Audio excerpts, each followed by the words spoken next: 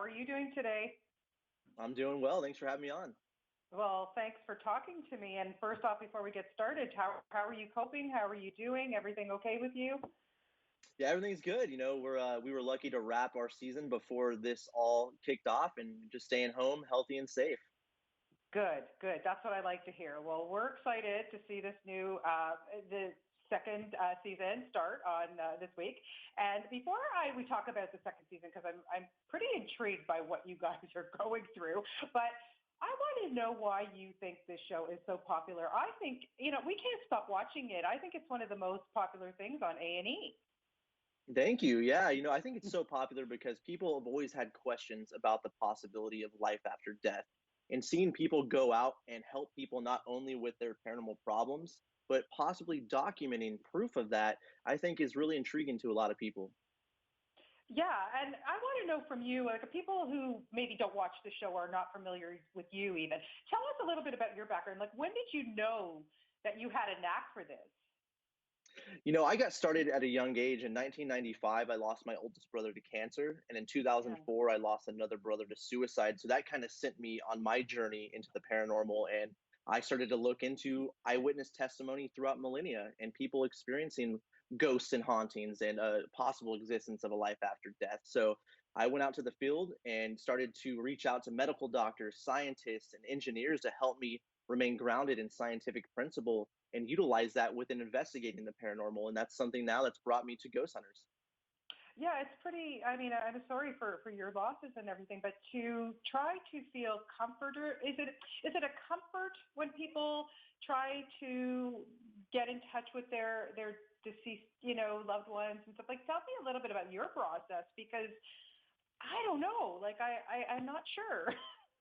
Right. When we go out, we're called in by a client. And what you're going to see here in season two, starting Wednesday at 8 p.m. on A&E, is that we're called to some of the most isolated, remote places in this country where people are Yeah. having really scary experiences. So we go out and try and help them. Even at times it feels like we're at the end of the earth, the edge of the earth in these locations, some of which are 100 miles from the nearest hospital. So these people are having these terrifying paranormal experiences. We go out there and we try and help them with that, not only by remaining grounded and trying to use scientific principle, trying to find natural explanations, but when we do document something we can't explain, we try and help that client with it, and just trying to give them peace of mind. Yeah. Do you find that they do end up with peace of mind, or are they more freaked out? I mean, give us an example of someone who maybe might be a skeptic or just, and then maybe you've turned them around? Yeah, there's been multiple times where we've gone to a location, a private home, or a large abandoned hospital, whatever it may be, and people are having experiences and they don't know what to make of it. They're not sure what to say, but when we come in and go through that process of observing and reporting, providing them natural explanations to some things, but if we capture something we can't explain, that really turns people around and really makes them think twice about what they've been experiencing. Do you ever get freaked out? Oh yeah, absolutely. You'll see that here in the premiere episode on Wednesday night at 8 p.m. There was a moment where Brian Murray and I were in a boarding house in Clifton, Arizona, using a very sensitive scientific piece of equipment, and we captured something we've never seen. I've been doing this for 16 years. I've never seen anything like it.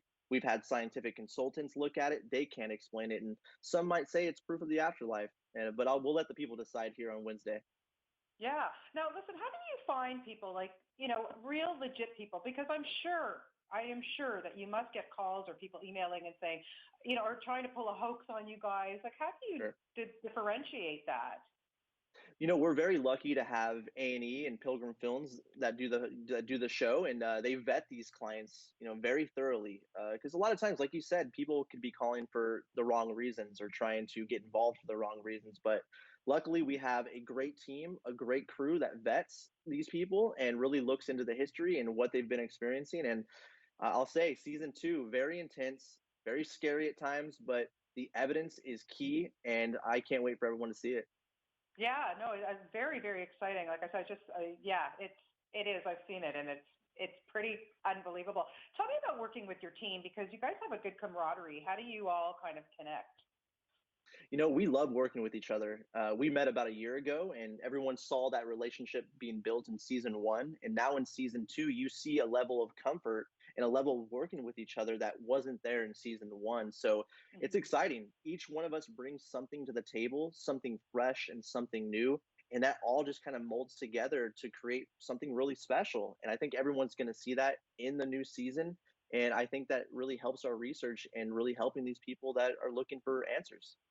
That's great. And what else can we look forward to maybe coming in upcoming episodes for the season? Anything you can You kind know, of the give us a hint? Oh yeah, I can't go into too much detail, but I can say that this season is the most intense investigations I've ever been on, the most isolated, the most remote, the scariest. But the big thing is the evidence. We're using Right. scientific equipment that's never been used to try and document ghosts or the afterlife before. And we've collected results that no one has ever seen. And I think it's really going to change people's minds. And I just can't wait for everyone to see it.